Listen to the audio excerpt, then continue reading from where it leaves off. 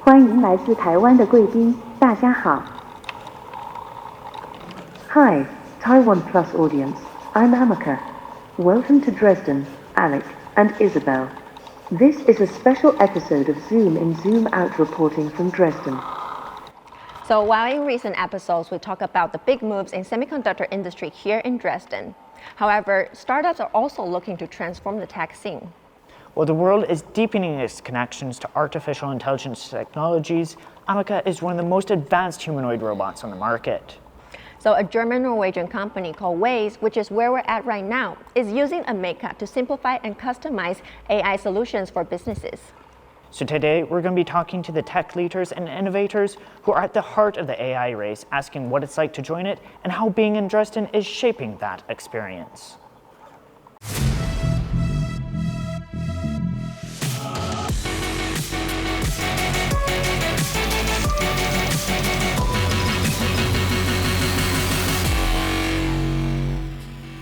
Before hearing about Dresden's latest AI trends, my curiosity got the better of me, and I asked Ameca if she thought she's a human. And here's what she said. No, I'm not a human.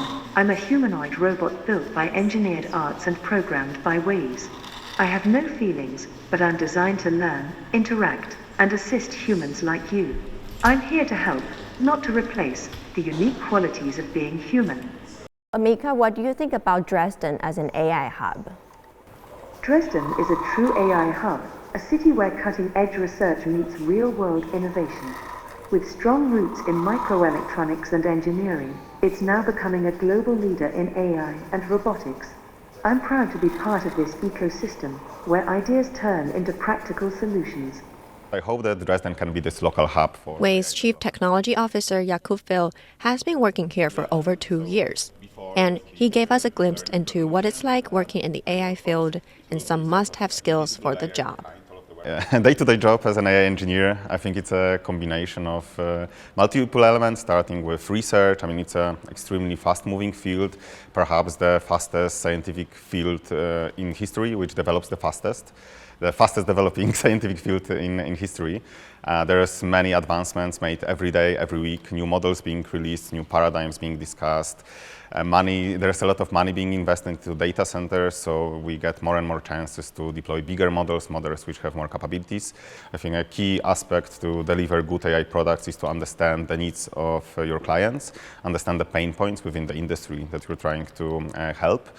But also a bit of science fiction. I mean, we are here with Ameca, a humanoid robot, and working on a daily basis with a piece of technology like that. It's really something. During my short time with Ameca, her reaction sometimes took me by surprise.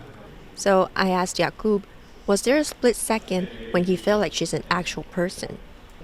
Jakub gave me a curious smile and said, I think it takes some time to get comfortable with a robot like Ameca, with a humanoid robot like this one, which has such an expressive face. I wouldn't say that it feels like an interaction with a human, but it's definitely a step towards it. So I think I had a chance before to interact with AI avatars, so just a 2D avatar on a screen. I had a chance to interact with robots which do not possess such an articulate face. And it does produce a different experience. So I think humanoid robots like this one, which are so close to human, really improve the experience. However, some people find it more creepy.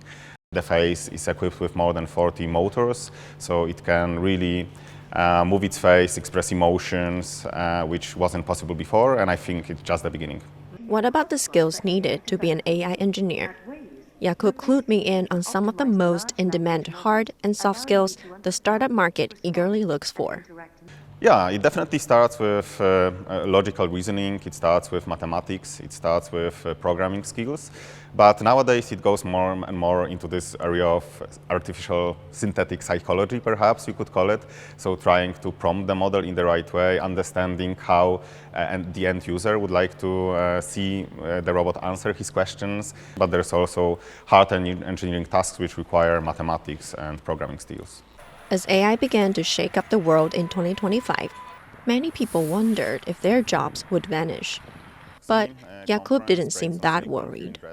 At the moment, I think we need to divide our thinking into short-term future or long-term future. In the short-term future, We do envision that human creativity will be more freed, will allow people to reduce their workload, especially with tedious tasks, such as reading long documentation, trying to match certain numbers, see whether certain quantities can be matched in this kind of architectural documents, for example. I think short-term AI will allow people to free up more of their time and allow them to focus on creative and tasks which are fulfilling for the humans as well. In the long-term future, of course, humanoid robots such as Ameca are coming to picture. A lot of physical labor will also be automated. So, but that future is still a bit uncertain. Jakub described the wide range of use for humanoid robots within diverse environments, from factories to house chores. They seem to be making a lot of progress and are seeping into every aspect of daily life. I believe that we will see more development in this area, but for the time being, in the near future, I think that AI will be helping humans automate their workflows. It will be sort of an invisible layer behind all of the work that we perform, and it will be more of agentic workflows, stuff focused mostly around software deployment and automation of people's works that they perform on computers at the moment. And perhaps in the next decade, we will move to this realm of humanoid robots, which will perform more and more physical tasks as well. What about Dresden's local government? Are they putting enough resources into AI-linked industries? I think it's one of the most innovative industries out there. So far, German government was rather conservative with its approach to AI, but I think they will realize, so they're already realizing more and more investments are being put on AI side of things, and I think this will be the obvious way to go. One of WAIYS' goals is to revolutionize the real estate market with AI. How are they going to accomplish this? So it's one of the industries where adoption is not so great yet.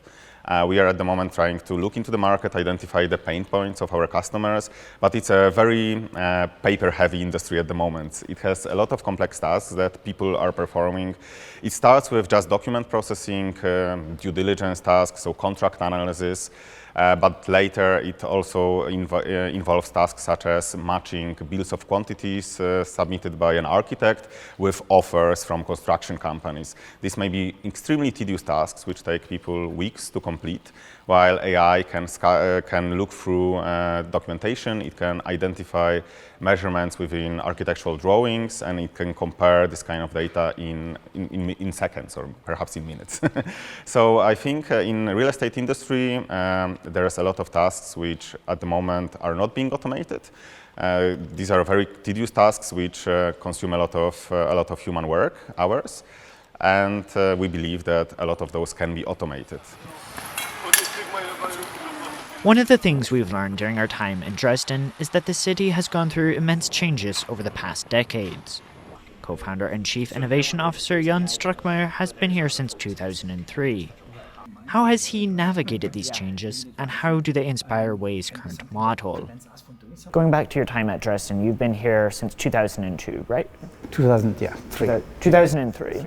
How have you seen the city change in that time over the past 2 decades now?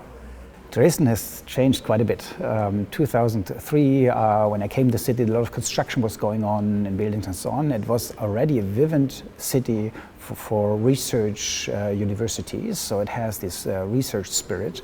And along with getting these buildings finished up, for example, the Frauenkirche, the big church, was completely rebuilt after the Second World War and was opened 2005, so when I was here then. And this happened, and again, what happened also is that the universities' startups were starting to generate.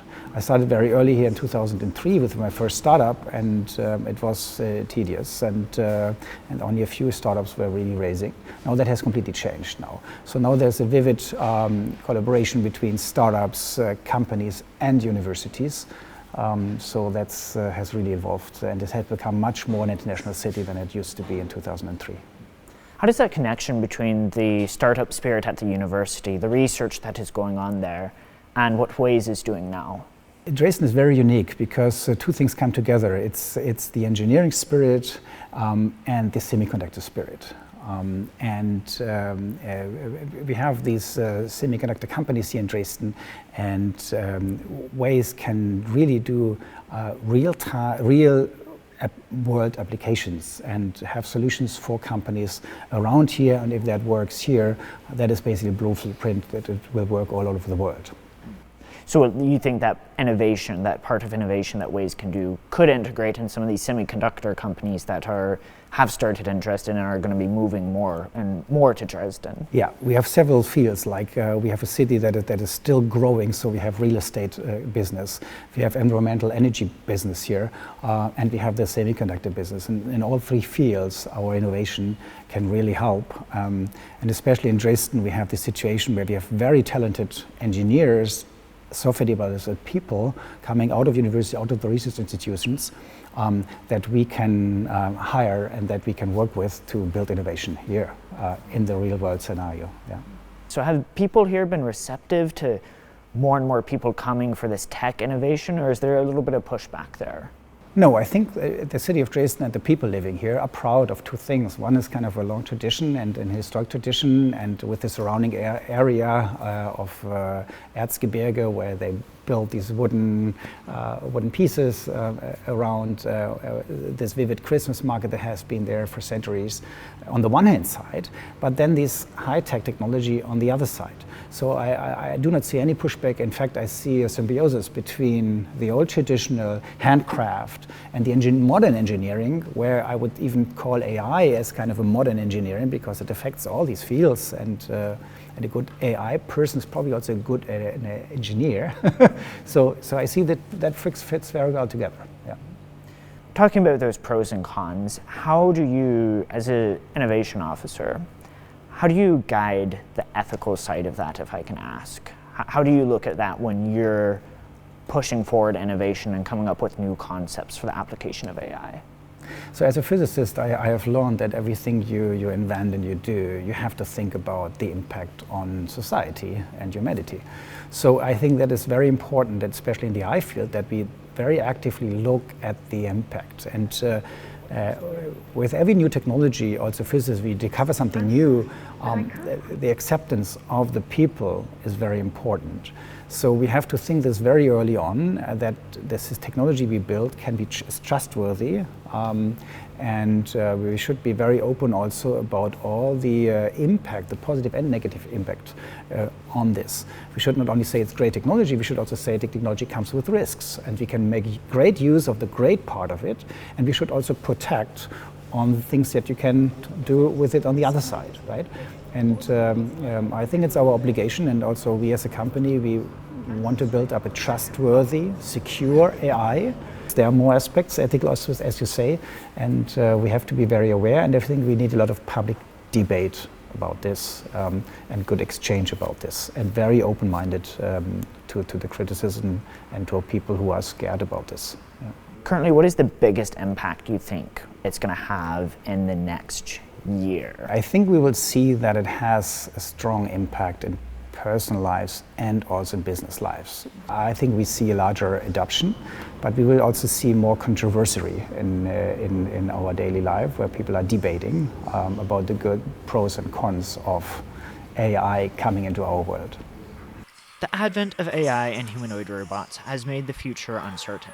But with a team like WAIYS working on it, Dresden and the world have a chance to make that future a brighter one.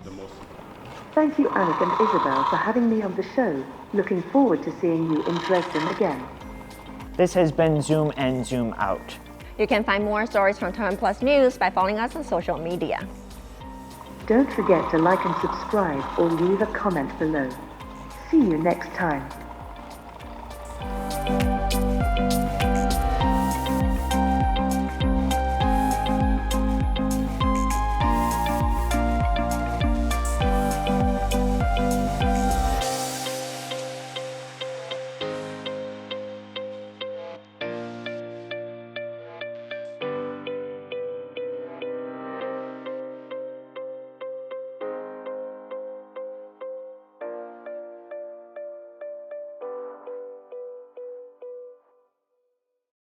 For more stories from Taiwan and its role in global semiconductor manufacturing, download Taiwan Plus app or follow us on social media.